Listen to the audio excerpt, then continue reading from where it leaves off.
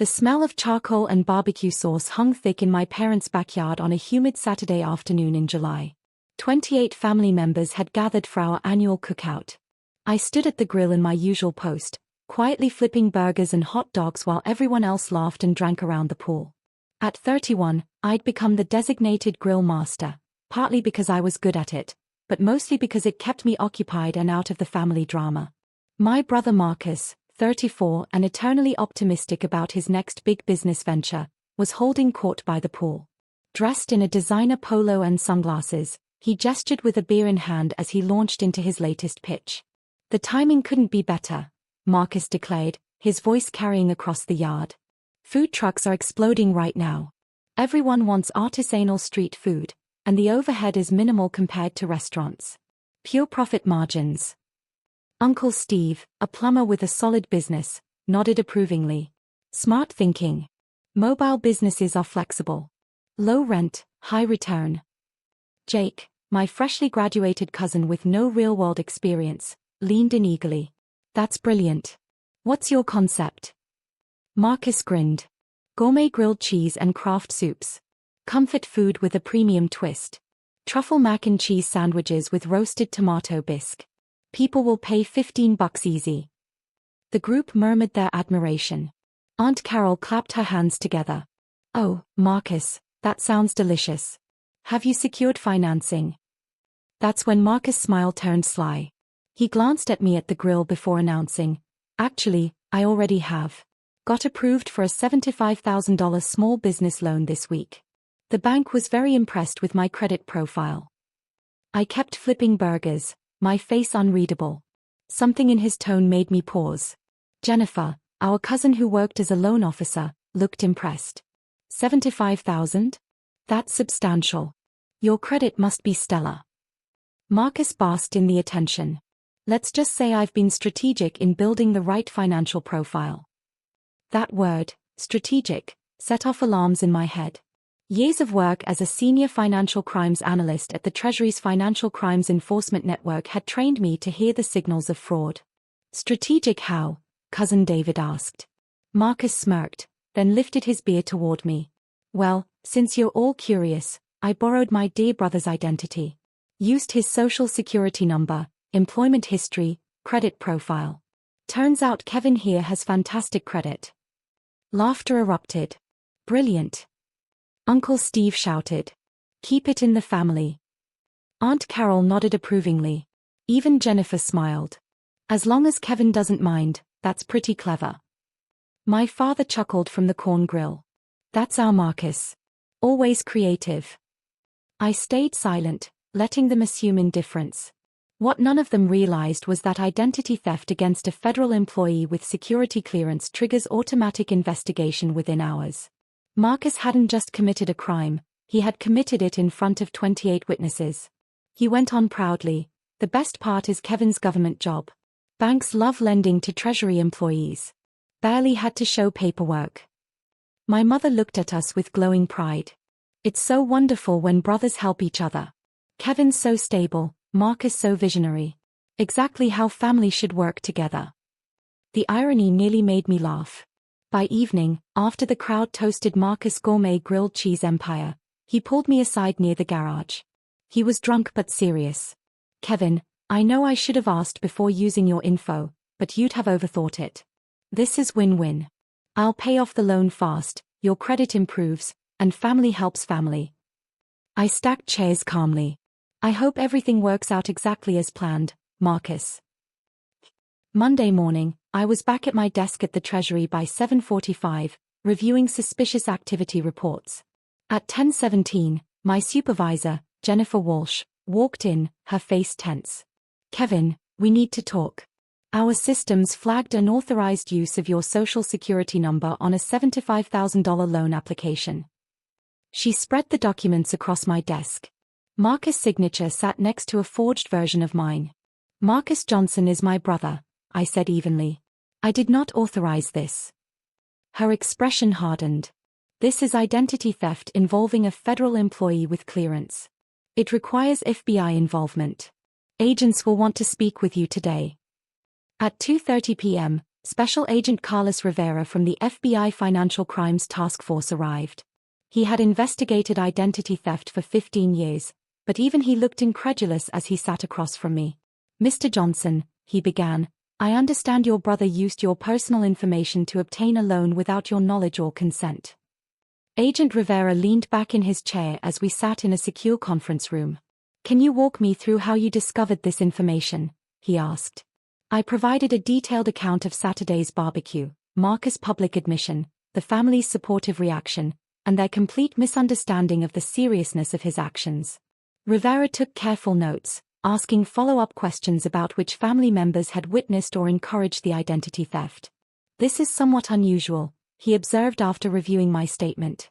"Most identity theft victims discover the crime through credit monitoring or financial irregularities. Your brother essentially confessed in front of multiple witnesses at a social gathering." I explained that Marcus seemed proud of his resourcefulness, and assumed I would approve. The family viewed his actions as clever problem-solving rather than criminal behavior. Rivera nodded knowingly. "Federal employees with security clearances are frequent targets for identity theft because of their stable employment and strong credit profiles," he said. "However, they are also protected by enhanced federal monitoring systems that detect unauthorized activity quickly." He closed his notebook and looked me squarely in the eye. "Mr. Johnson, we'll be executing search warrants at your brother's residence and business locations within the next 2 hours. Given his public admission of federal crimes in front of multiple witnesses, this investigation will move very fast." At 4:23 p.m., my personal cell phone rang. Marcus' name flashed on the screen. "Kevin, what the hell is happening?" His voice was panicked and high-pitched. "FBI agents just surrounded my house. They are saying I committed federal crimes and demanding access to my computers and financial records." I was still in my Treasury office, finishing daily case reports on cryptocurrency money laundering patterns. Through the window, the American flag moved lazily in the humid breeze. "That sounds stressful, Marcus," I said evenly. "What exactly are the agents telling you?" "They have warrants, search and seizure. They are talking about identity theft, wire fraud, bank fraud, violations of federal security protocols." His voice cracked with fear. "They want to know about unauthorized use of federal employee information and potential security clearance violations." In fact, 2 FBI agents and 1 Treasury Department criminal investigator had arrived at Marcus' house at 4:15 p.m. carrying warrants authorizing seizure of computers, financial documents, and business records. Additional agents were executing search warrants at the food truck location and First National Bank. "Marcus," I said calmly, "you admitted at the family barbecue that you used my identity to obtain a business loan without authorization. That's federal identity theft, wire fraud, and bank fraud. But you're my brother. I thought family helping family was different. Federal law doesn't recognize family as an exemption. You committed serious crimes using the personal information of someone with government security clearance. That triggers enhanced penalties and mandatory prosecution." Silence, except for his rapid breathing and agents' voices in the background explaining search procedures. "Kevin, you have to stop this," Marcus pleaded. "Tell them it was a misunderstanding between brothers." "I can't stop a federal investigation, Marcus. You admitted the crimes in front of 28 witnesses. Federal agencies are required to prosecute regardless of family relationships." Agent Rivera's voice could be faintly heard in the background, reading Miranda rights and explaining arrest procedures. "They're asking about the loan application, the forged signatures, whether anyone else was involved," Marcus said, more panicked now.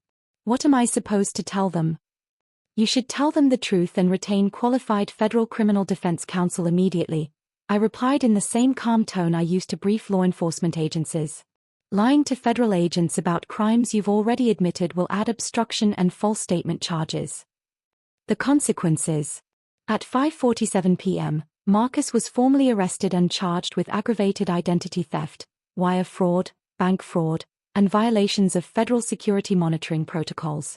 He was processed at the FBI field office and held in federal detention pending arraignment.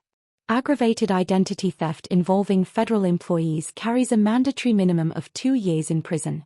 Wire fraud and bank fraud involving amounts over $70,000 carry potential sentences of up to 20 years. The security clearance violations added even more penalties. First National Bank faced its own regulatory scrutiny for approving the fraudulent loan without proper verification. The food truck Marcus had purchased with the loan was immediately seized as criminal proceeds. The university catering contract was cancelled and the downtown permits revoked. My family's reaction was predictably supportive of Marcus and critical of me. Multiple relatives called, accusing me of pressing charges against my own brother, though it was federal prosecutors, not me, who brought the case. My mother repeatedly demanded that I fix the situation by withdrawing my complaint, not understanding that federal identity theft crimes don't disappear because family members ask nicely. The trial. 3 weeks later, Marcus appeared in federal court wearing a detention jumpsuit, pale and exhausted. His court-appointed defender advised him to plead guilty and cooperate to minimize his sentence. Federal prosecutors presented overwhelming evidence. Marcus recorded admissions at the family barbecue, testimony from 28 witnesses, financial records of the fraudulent loan, and expert testimony from Treasury officials about security protocols. The judge denied bail, citing the seriousness of identity theft charges involving federal employee information and the risk of further criminal activity. Marcus would remain in federal detention until sentencing. During the pre-sentencing investigation, probation officers uncovered that Marcus had previously used other family members' credit card information and submitted fraudulent employment verification documents for earlier loans. This pattern eliminated any possibility of leniency. Federal guidelines for aggravated identity theft involving security clearance violations mandate enhanced penalties. 6 weeks later, Marcus was sentenced to 4 years in federal prison followed by 3 years of supervised probation. The judge ordered $95,000 in restitution to cover the fraudulent loan, investigation costs, regulatory penalties, and security protocol reviews. In court, prosecutors explained that crimes involving federal employee identity carry enhanced penalties because they can compromise national security systems. Marcus' actions had triggered costly reviews and enhanced monitoring procedures. The judge noted that his public admission at a family gathering showed a complete lack of understanding of the seriousness of federal financial crimes. The aftermath. My job at FinCEN remained intact, though my security clearance was re-reviewed and my personal financial monitoring enhanced. Federal security officials conducted comprehensive re-investigations to ensure Marcus' crimes hadn't compromised any sensitive operations. The family barbecue tradition quietly ended after several relatives received federal subpoenas as material witnesses. Uncle Steve, Aunt Carol, and 6 cousins were required to provide sworn testimony about Marcus' admissions. Investigators also uncovered that other relatives had engaged in similar family borrowing of credit card or identity information, revealing a years-long pattern of fraud. I still work at FinCEN, still drive my modest Honda Civic, and still live in my monitored downtown condo. The difference is that family gatherings are now smaller and more subdued. Marcus won't be eligible for release until he serves his full sentence, and several relatives avoid me because they blame me for his imprisonment rather than his crimes. My parents occasionally ask when I'll forgive Marcus or contribute to his commissary. I explain that my security clearance prohibits financial assistance to family members convicted of federal crimes, especially identity theft and fraud, and that doing so would jeopardize my career and could result in my own criminal charges. Last month, Marcus wrote from prison. He said he finally understands the seriousness of identity theft but still struggles to comprehend why borrowing his brother's information resulted in federal prison rather than family cooperation. He asked why I never warned him of the consequences of using a federal employee's identity for loan applications. I haven't responded. Federal employees are discouraged from maintaining contact with relatives convicted of financial crimes, and my clearance requires disclosure of all such communication. The annual family barbecue has been replaced with smaller, muted gatherings that I rarely attend. When I do, relatives are far more careful about discussing business ventures, shared resources, or financial shortcuts. Some lessons about federal law and personal responsibility can only be learned through direct experience. Marcus is now receiving an education in the long-term consequences of identity theft, wire fraud, and violations of federal security protocols. The food truck never opened. The fraudulent loan became a case study in federal databases as evidence of systematic financial crimes. And my identity information remains under enhanced federal monitoring, exactly where it belongs.